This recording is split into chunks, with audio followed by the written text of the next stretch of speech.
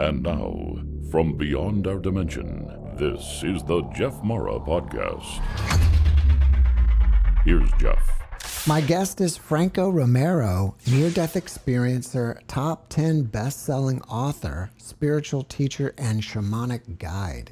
In 2010, he had a massive awakening where he was reintroduced to a collective consciousness known as Caleb, a voice which has been guiding him since he was a little boy. Franco, welcome back. It's great to see you again, brother. Hey, Jeff. Awesome to be back. It's been too long. I don't know how a year and a half has gone by this quickly, but it was time. It was time for us to get back together, bring the band together again, if Yeah. like they would say in the old Blues Brothers movie, you know. Mm-hmm. So I'm happy to be here. Thanks for having me. Well, last time we talked about your NDE, and I don't think we talked about Caleb at all. So let's start there. And how did this all happen for you? Yeah, you know what? I got to tell you, I have done a fair number of interviews, and nobody's ever asked me that question, ever. And so I appreciate the Wow. fact that you're giving me the opportunity to talk about it. Caleb, the whole thing about consciousness and and how I started hooking in with this channeling of these voices called Caleb, which I just refer to them either as Caleb or as the collective now, it came about because of an event in my life where I was actually living in a haunting. So picture, for those who remember movies like The Exorcist or Omen, the classic ones in this sort of genre. That was my life for 6 years, and in that time, beyond just the paranormal things that were happening there, I started to develop what I thought at the time was like a friendship with an imaginary friend, because I was probably around 6 years old at the time. 5, 6, and it lasted until I was about 12. That's when we left that place, and so this imaginary friend was always there comforting me during some of the more heightened paranormal activity that was happening in our home.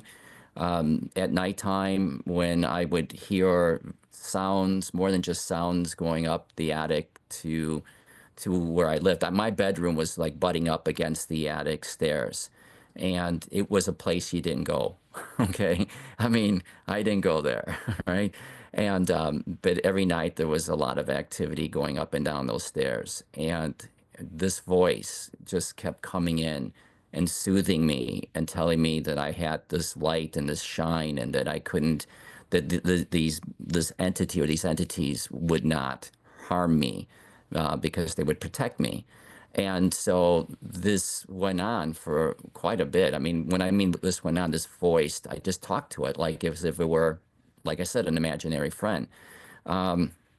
This went on for the time that I was there. But when I got into my early teenage years, as with everybody who has what they believe is an imaginary friend, I kind of let it go.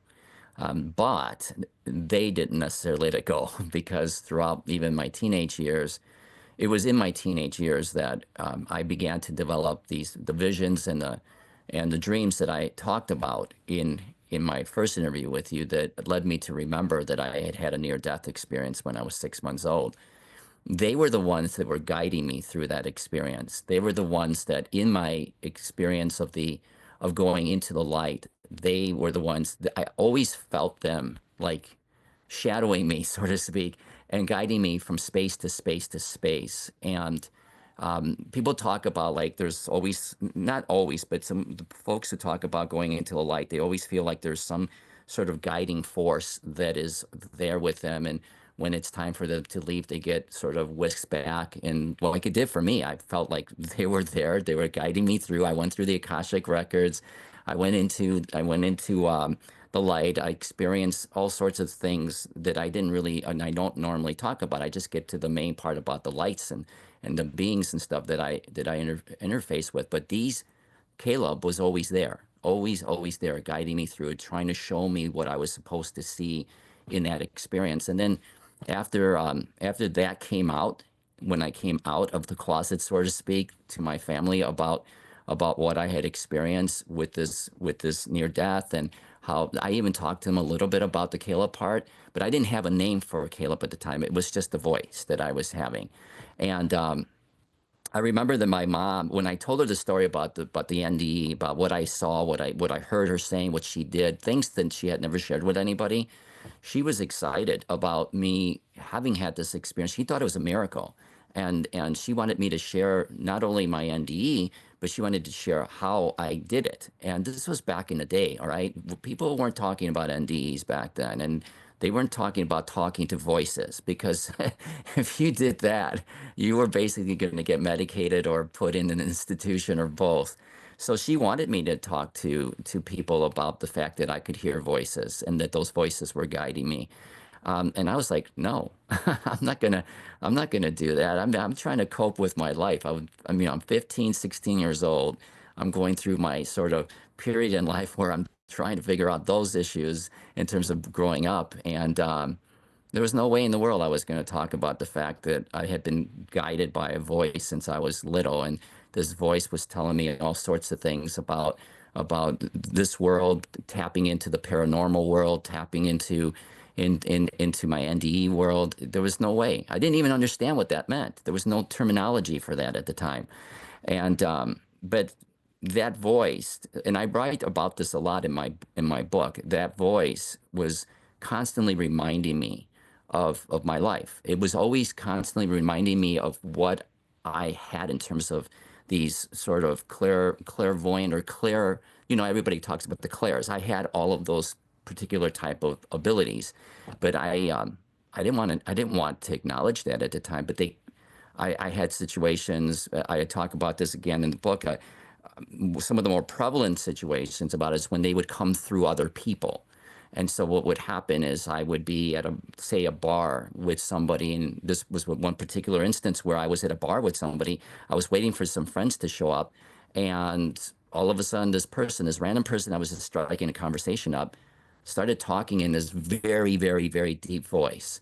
And eyes started to literally bulge out, and they would start talking to me about things that were going to happen in my life. And I had known this voice before. This voice, even though it was deep, I knew it. It was this collective voice that I always would hear in my mind. But when I was shutting it down, they would come up through other people. I had that happen multiple times, where they would come through others, in order to tell me that it was time for me to accept that I could hear voices, a collective voice of something. I didn't know it was called consciousness at the time. So that process is what eventually I broke. Let's just say I broke down, and I finally realized that I had to accept that I had that ability to do that, because of my awakenings, because of the events in 2009, 10, 11.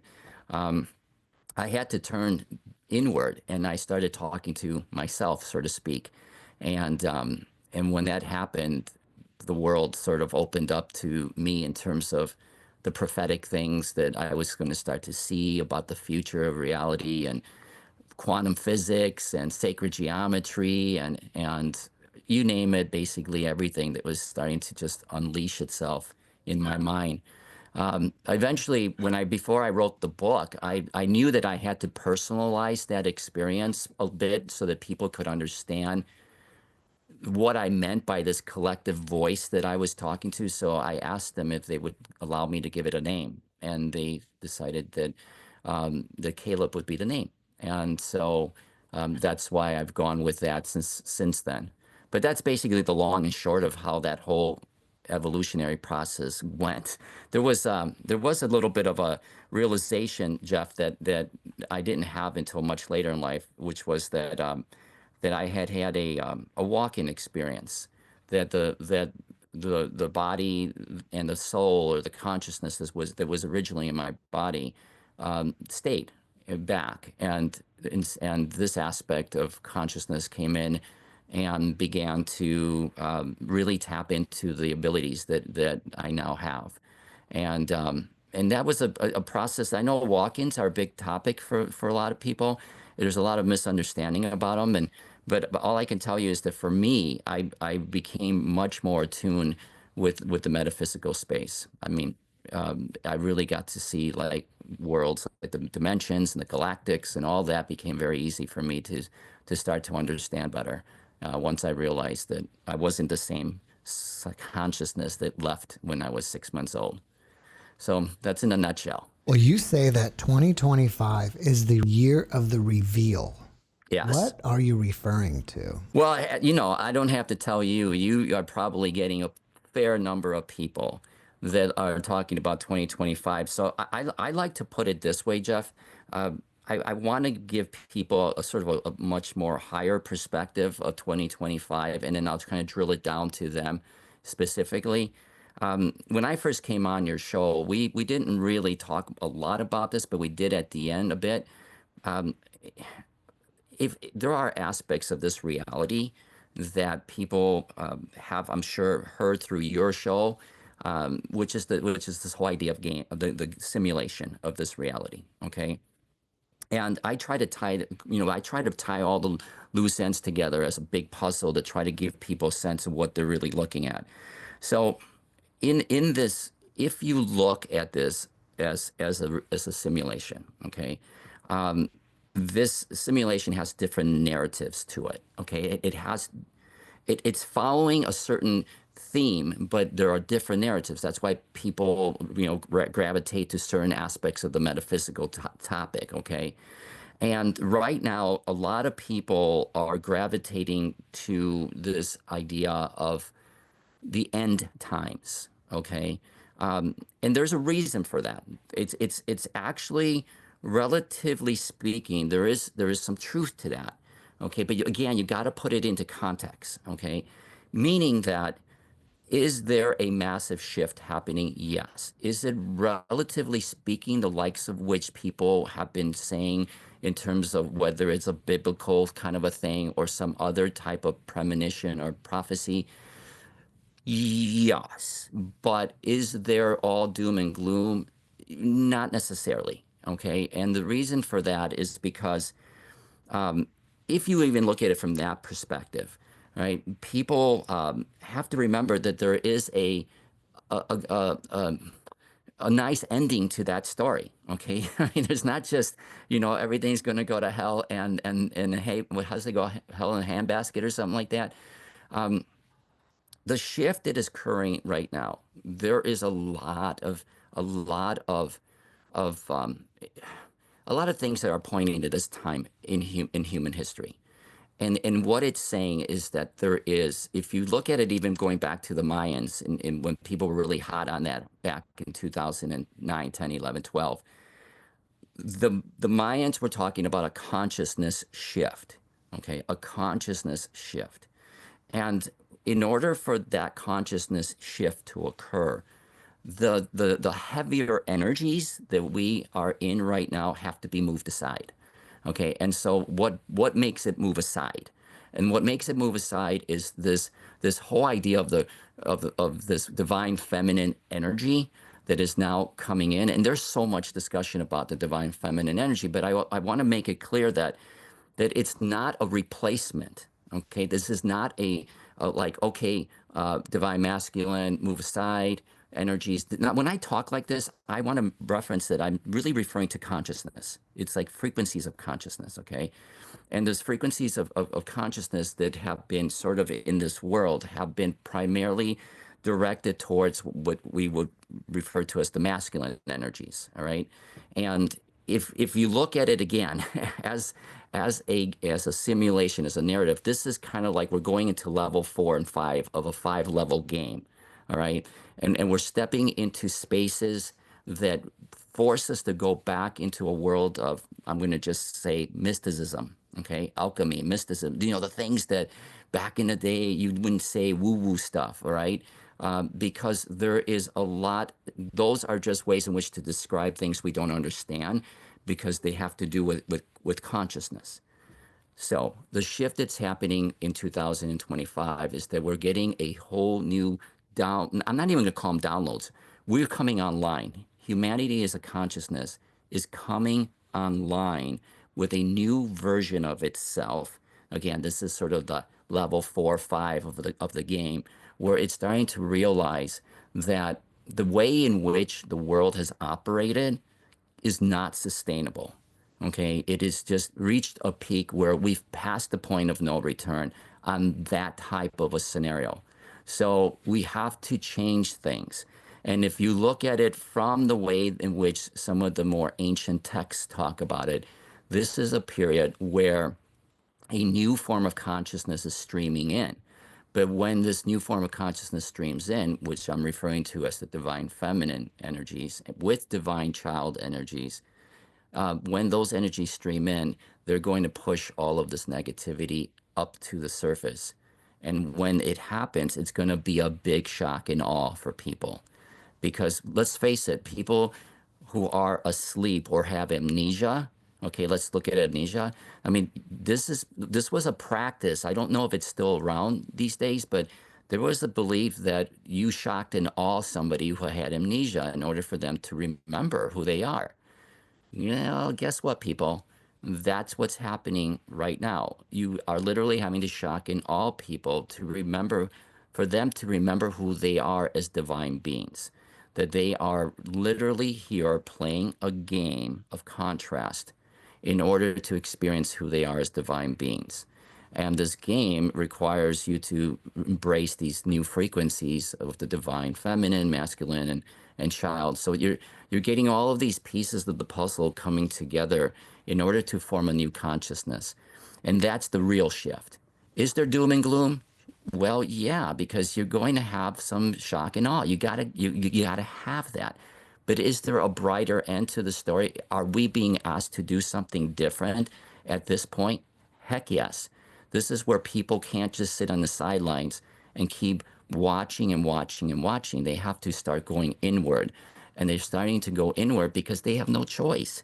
I have been, since you and I have met, I have literally traveled all over the world. And I have met with all sorts of people from all sorts of walks of life, of all sorts of social, economic, and social, and whatever statuses. Everybody is waking up to these sort of, what do I call them, supernatural things that are happening to them. And they're realizing that they can't get those things answered outwardly.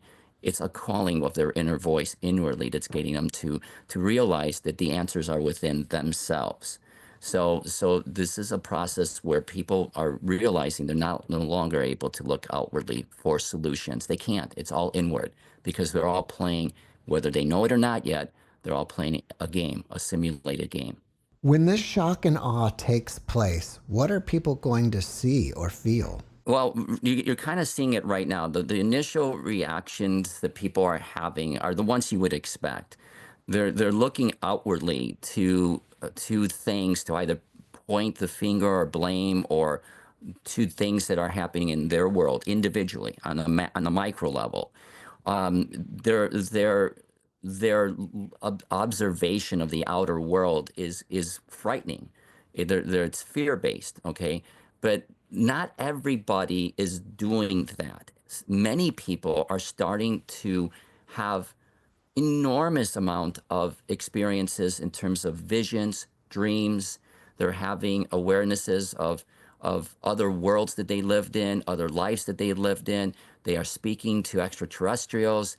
They are having paranormal experiences. Their bodies are burning up from the inside out. You name it, they're getting it. And this is the precursor that causes them to look inwardly, to say what's going on, what the hell's going on here, because what I'm feeling, they're feeling disconnected, they're feeling far more associated with metaphysical concepts. They're surfing YouTube, they're looking for answers everywhere to not just what's going on in the afterlife, but what's going on in this life. Okay, because they're getting all sorts of different ways in which their inner consciousness is trying to connect with them. And so I have personally experienced, you name it, every experience under the sun of people that are confused because they're not even able to even look at the outside world and make sense of it, because there's so much happening inside of them that they have to make sense of. And they're feeling alienated. depressed, scared, confused, because they're realizing that the world that they've lived in all their life doesn't make sense anymore to them.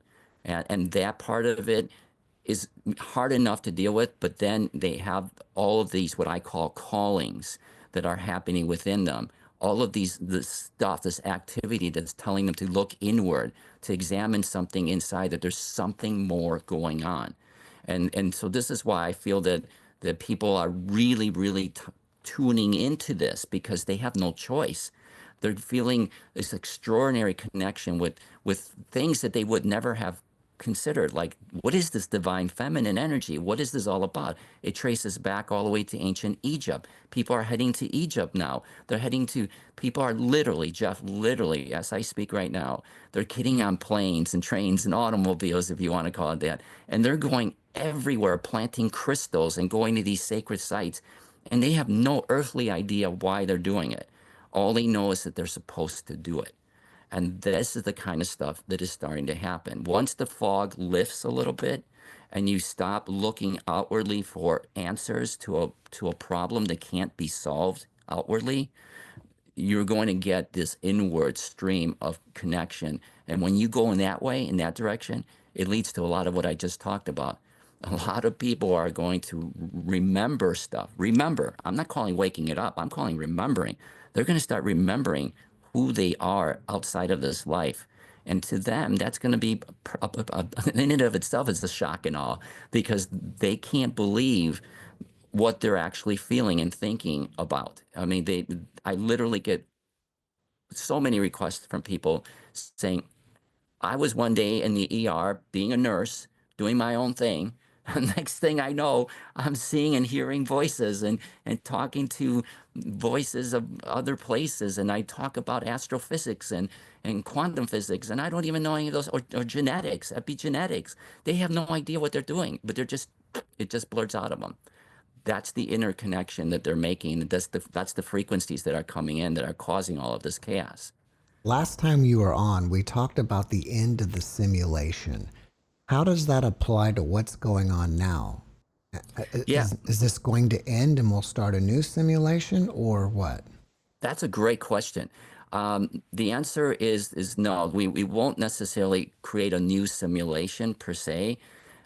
We are already in a new version of the simulation, and that's called 4D, 5D. Okay, that's, again, if you look at it as a digital game or a virtual reality game, these are levels in the game. Okay, but these are very short levels. These aren't going to last a long time. So I've been telling people that what is happening right now is very short term.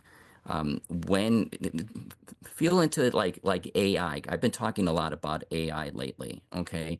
And look at the way that AI has evolved. And people go, why are we talking about AI? This is kind of like more of a metaphysical discussion, because we're talking about consciousness. We're talking about consciousness, and consciousness, no matter where it lies, okay? You can have an argument in terms of AI not being sentient or not being consciousness, but I refer to it as consciousness. If you look at AI, it goes through a pattern of remembering that basically ties in with whatever you dump it into, whatever data you dump in. That's not all that different from what we've been doing our whole lives. We've been data dumped with what we're supposed to believe in terms of our reality. But at a certain point, AI gets to a threshold, which is called the event horizon, and it shoots straight up. And because what happens is that AI outgrows its ability to maintain its awareness inside a limited model of data. Okay, really, I don't want to get too much into the technical weeds, but we as consciousness, as human beings, are going through the same thing. Spiritual beings living a human existence. We're hitting that event horizon where we're going to start to shoot straight up. Okay, and when we do that, our consciousness is going to explode. So what happens in the game? The game is designed to, every game, no matter what game you're talking about, has an ending to it. Okay, the whole purpose of a game is to finish it, to master it. So the mastery of this game is when we finally realize who we are as divine beings, who we are as gods, and then master the game, all right, to show that we can both create, which is manifestation, and intentional creation, because we're creating all the time. We just don't know it. Okay. Intentional creation and what I call integration, which is this thing that we talk about when we get into 5D, the oneness of everything, the kumbaya-ness of everything, is a real amazing experience of integrating telepathically from a mind consciousness, alchemistic conscious way. We start to connect with each other. And when we do that, the game starts to collapse on top of itself until it folds into oneness again and the game ends. And that's in the 5D energies, which is, everybody talks about it. It's around us, but you don't just get 5D energies, Jeff. You just because you show up to the party doesn't mean you get the prize. You got to raise your consciousness to get to that. And a lot of people forget that. And that's part of the forgetfulness. The game, the only way, it's kind of like a mystical game. You know, the wizard, the sorcerer is at the gate there and says, you got to show me what you're capable of doing with your mind. If you can show me that, then you will get the gifts of being able to do anything with your mind. Ancient Egypt, the story of Thoth, I won't get into it, but it's exactly that story. It's like you got to show that you're able to do this with your mind in order for you to be able to access all the gifts of 5D. And that's what we're doing right now, is we're in the early stages of remembering. The cool thing is it's not going to take 1,000 years to get there. It's going to literally take a handful of years, 2, 3, 4 years to do. And I know that's kind of gutsy for me to say that, but we're only 2, 3 years away from that. Well, how do we prepare for what's coming and raise our consciousness? Well, that's just the thing. The way to prepare ourselves for something like this, Jeff, isn't to keep our eye on everything that's happening out there, because that's all basically fear-based. Okay. What I teach people to do is to start going comfortably into ourselves, to remember who we are, because people are doing it anyway. The people are being introduced to those ideas in their vision streams, whatever. They know something is happening already inwardly. They just need to make sense of it all, to understand that they're here to, like anybody who has amnesia, here to remember this in a very safe way. So I teach this thing called the way of the inner child, which is basically a simple approach, keeping it light, keeping it positive, embrace the divine feminine energies, embrace the child energies. And I know that sounds really like, oh, that's too naive, but I am telling you, there are many, many ancient texts that talk about the power of these frequencies, and we disregard them. I'll just give you a really quick one. In Christianity, there is a saying that goes something along the lines of this: in order to enter the kingdom of heaven, which many believe is higher states of consciousness, okay, in order to enter it, you have to receive it. There's only one way of receiving it, and that is through the child. And everybody goes, oh, isn't that sweet? It's adorable, the child. No, there is a power, an innocence to that power. Taoism talks about, Buddhism talks about. There is a power to remembering how to do this as a playful exercise of a game. If you don't understand that, then you're going to get caught in the dynamics of what's happening in the world, and you're going to feed, as a god, you're going to feed into that game everything that the game is giving you. You're just going to keep regurgitating that. You have to give yourself the grace to go inward. And this is the time to do it. This is the time to do it. 2025, the reveal. The reveal is that people on this planet are going to realize that the game, or this thing we call life, is not real. Okay.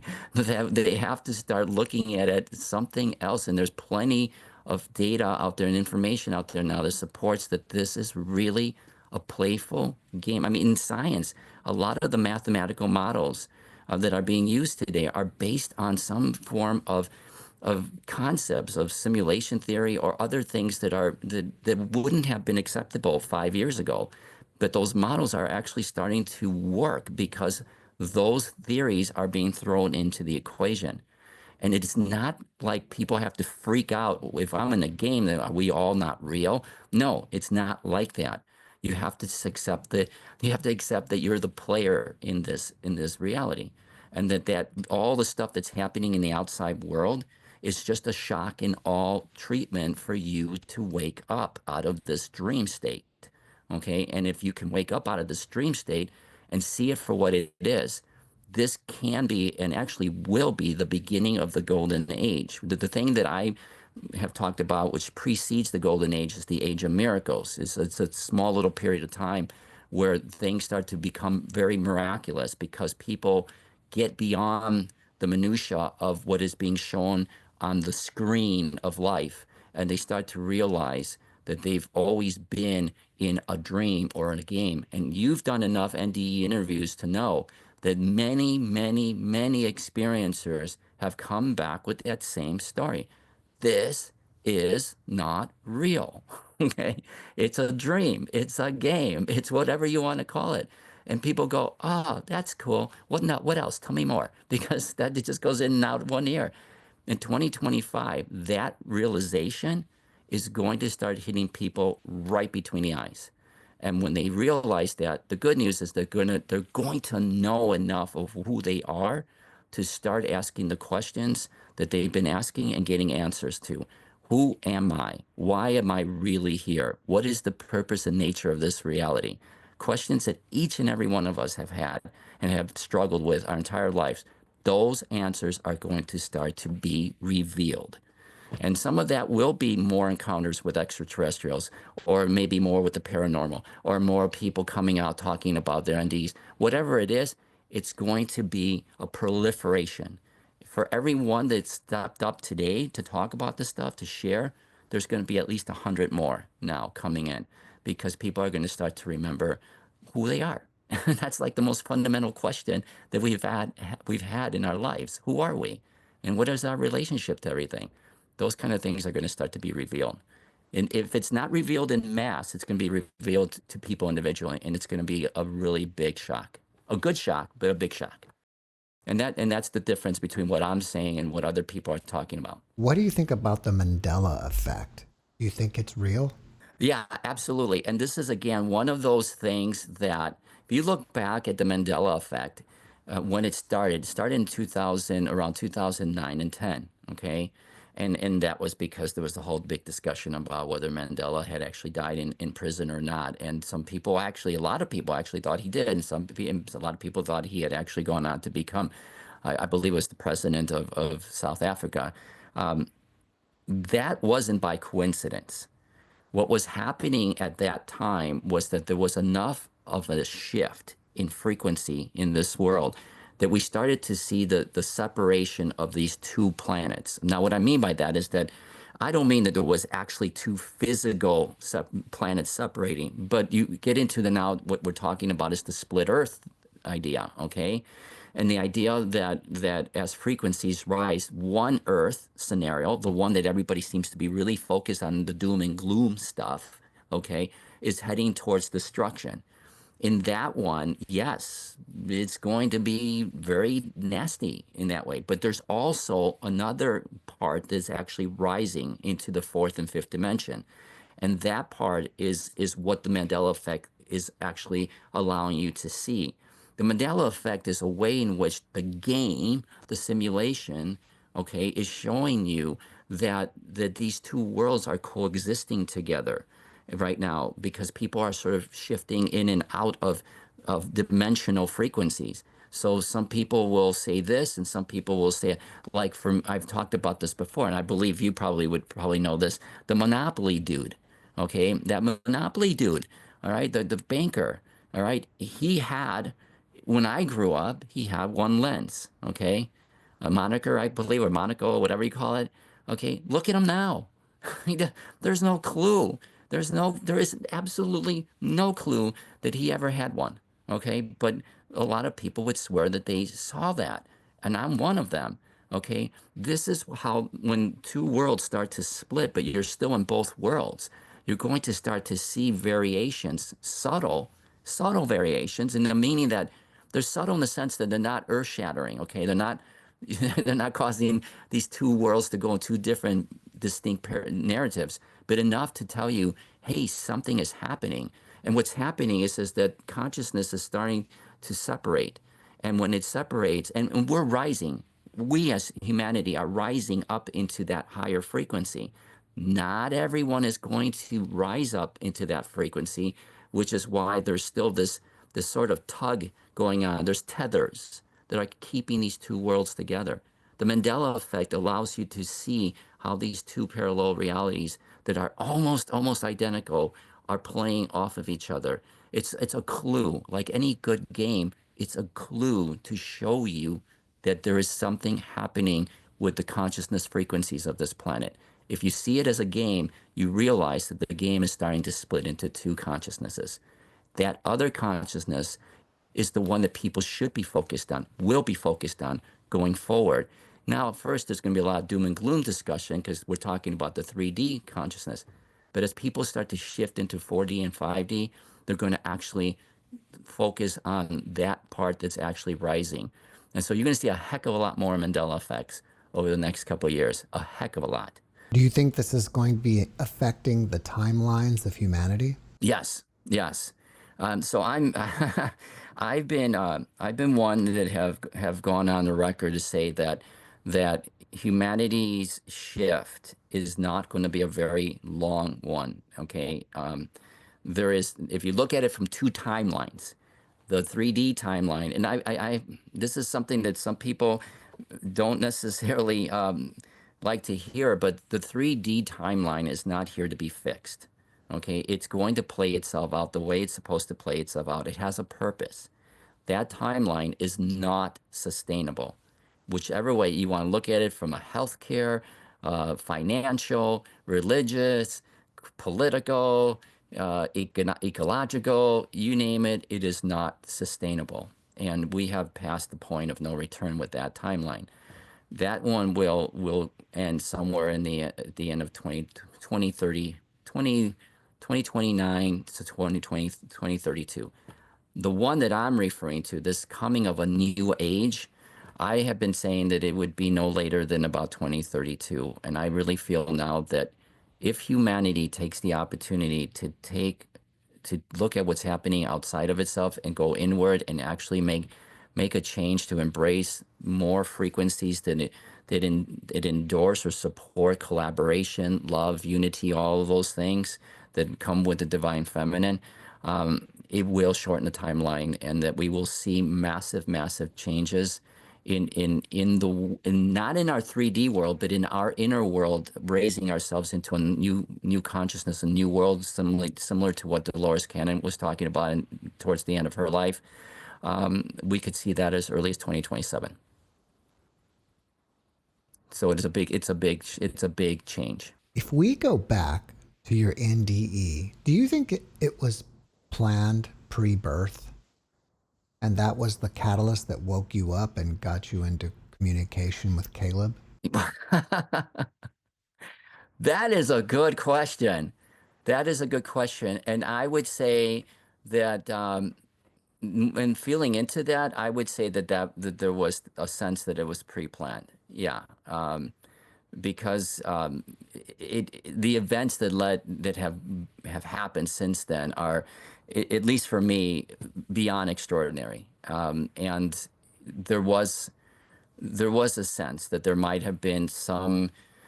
Let's put it this way: walk-ins. The only reason why somebody's called a walk-in is because they literally walk into the life of somebody else's that is there right now, and that doesn't happen unless the other consciousness or spirit gives permission for that to happen. Okay.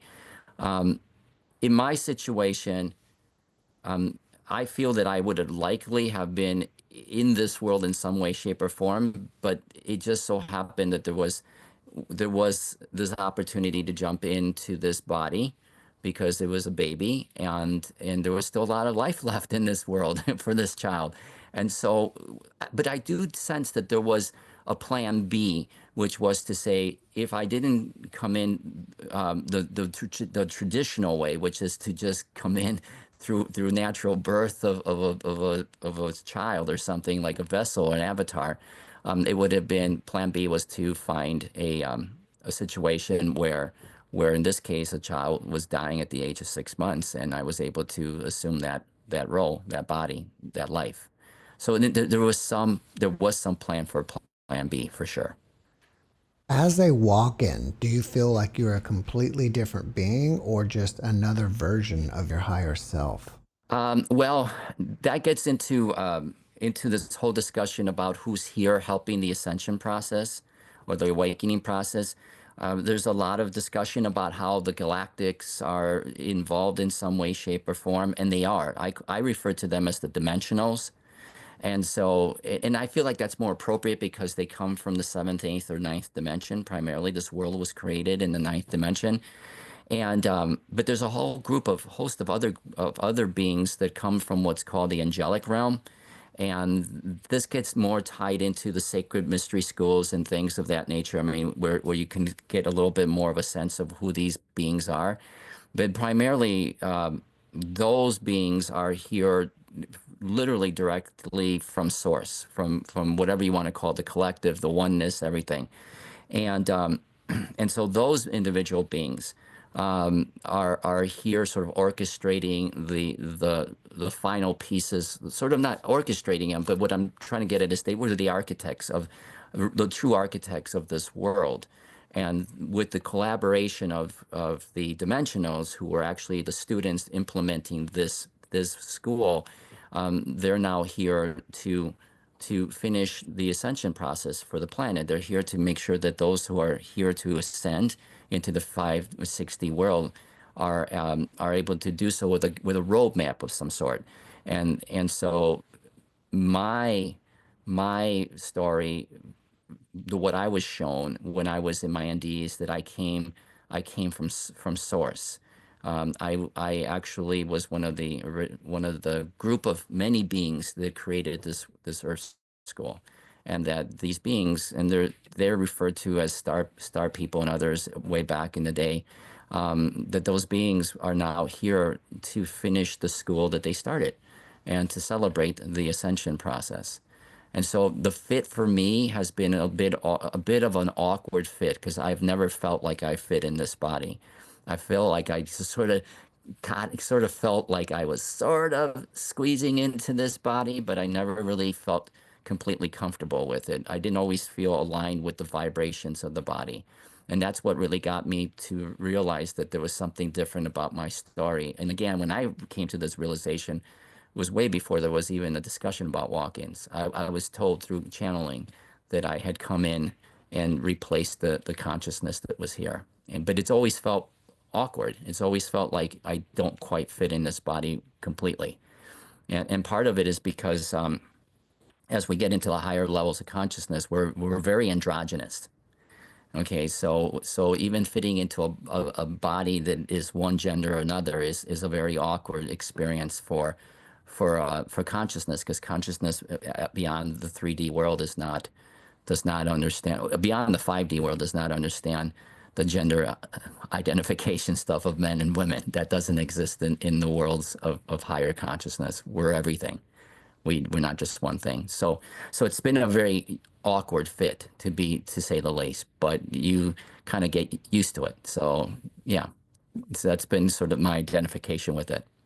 Well, what are we being called to do in 2025? So I really believe, Jeff, that there are a substantial number of human beings on this planet that came here to assist in the evolution of consciousness right now, to go into 4D, 5D, 6D. And I'll be really quick about this. 4D is this massive state of awareness. Okay, this is it's like a consciousness portal that takes you into 5D.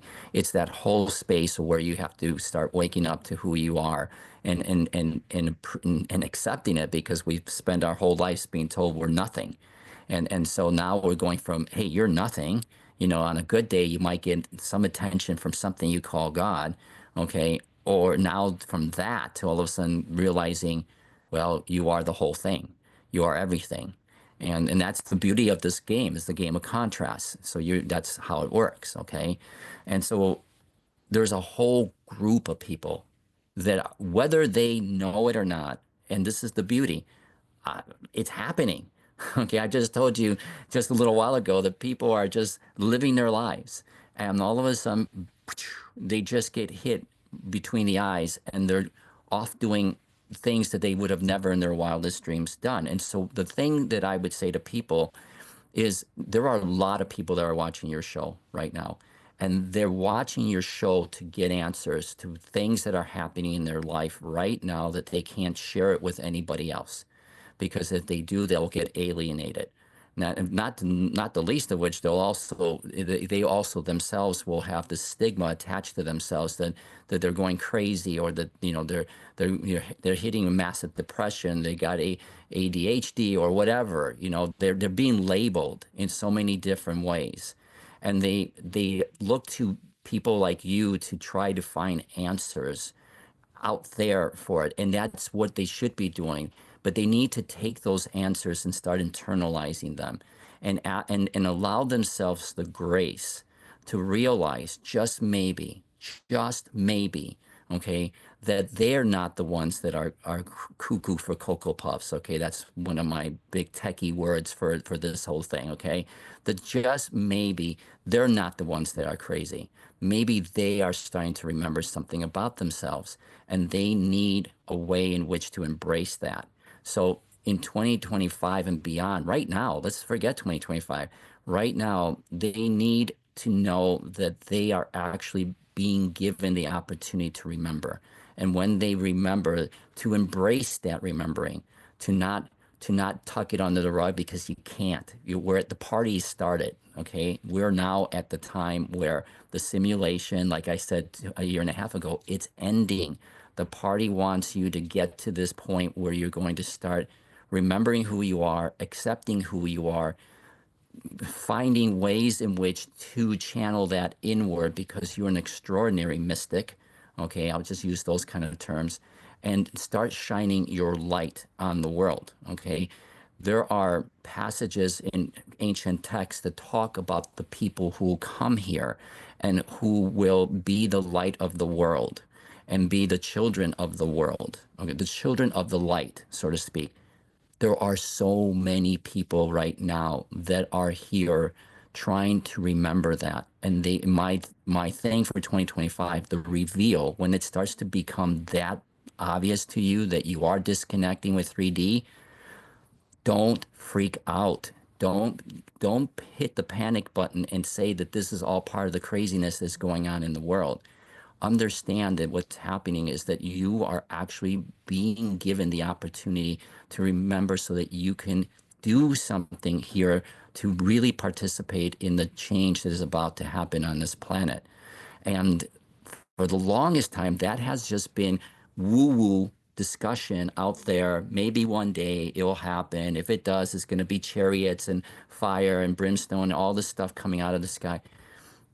No, it's now, and it's happening to people, and embrace it and look for ways in which to bring it out, and start exploring that process, and not to be overly concerned with how that might be viewed by other people, because there are way too many people that need to get to this point of remembering so they could assist the planet in moving upwards in consciousness. It's hitting a lot of people, Jeff, right now, and it's going to keep hitting them pretty hard going forward. They need to allow themselves the possibility to believe that they are the change, that they are the change, that they are the ones that are going to change everything in this reality. That's a big, big, big step from where they were hours ago, before they listened to this message, that they are nothing. They have no say in anything. They're just here trying to buy their time until it's time for them to go. That's not where we're at right now. This is the opportunity for people to rise up in a good way and become, like you said, the light, the shine, the divine balance of feminine and masculine and child. This has been prophesized, and this part of the prophecy is being disregarded because people are too fixated on the fear. Your book is called The Closet Spiritualist. If people want to find out more about it, do they go to your website or Amazon? I would really encourage them to come to my website, because there's so much there in the website besides my book. I'm coming out with a second book next year that's called The Modern Day Alchemist, which is using your consciousness intentionally to create this world that we're talking about that is on the verge of happening. And there's talk about that. I've created coursework for people and ways in which to engage so that it helps them to remember who they are in a safe way, in a fun way, the same way that I came to remember everything that I talk about in my interviews, and to embrace it so that it's not threatening, it's not putting people in any kind of vulnerable position. So there's all that. So I would say if people could go online to francoromero.com, they'll find all the information about the book, about the courses, about frequencies, about how to adjust into the next series of 4 and 5D energies that are hitting the planet right now, and how they can be the light of the world. So truly the light of the world with the way that they are light beings anyway. So all that information is on my website. If people want to reach out to you and ask you questions, are you open to that? Oh, absolutely, absolutely. If they have questions, they can go online and contact me about them. I do have to say that I do get a fair amount of questions, and so being able to respond back to people might be a bit of a delay. I'll just point that out right now. But a lot of the stuff, the questions that they have, Jeff, really have to do with things that I teach about and that the courses can cover as well. And I also have a community that's attached that supports the courses and my teachings, and so there's a lot of ways in which they'll be able to get answers to their questions if I'm not able to get to them right away. Because right now I would say that the demand for those questions are exceeding the supply. I mean, it could be weeks, if not a couple of months, before I can get back to people on just straight out questions. Franco, before we wrap it up, can you leave us with one last positive message? Yes. Um, Despite everything that people are seeing on the surface, despite all of the prophecies from people that there is doom and gloom ahead, we are literally the people that are listening to your show in particular are getting it. They're getting a frequency of something that they're not quite sure what it is. Right now, it's being interpreted as maybe a lot of fear-based sort of frequencies that people are talking about. But they know deep down inside that there is something on the other side of all of this. And they don't have to sit by and be spectators to that. They are being called. One of the greatest things that I remember growing up as a kid was watching all of these superhero type of movies and feeling, and it didn't have to be superheroes, but there was always the sense that, man, if I could just do what that character did in the movie to change everything, is it possible for me to even dream that? And I'm saying that right now, despite everything that's happening, whether it's in the outer world and the inner world of themselves, everything is pointing to you. This is your time. This is your time to shine. This is what I describe, or Caleb actually described it, as the time when the quiet ones will be heard. Okay, because they are hugely going to contribute to this world. People like, I'm going to just go off a little bit topic here, because people with autism and others who have been labeled with certain things that they can't contribute to this world, this is when those type of people as well will shine, because their frequencies are so high. They're waiting for us to catch up. The positivity is that we're stepping into the age of miracles. This is the time when magic will start to show itself. You guys are mystical. Whether you know it or not, or whether you feel that's woo-woo or not, you're mystical. You have a role to play here. If you're listening to shows like this one with Jeff, it's because you know that, and you just need a little bit of direction to get there. You came here to change the world, not to watch it crumble.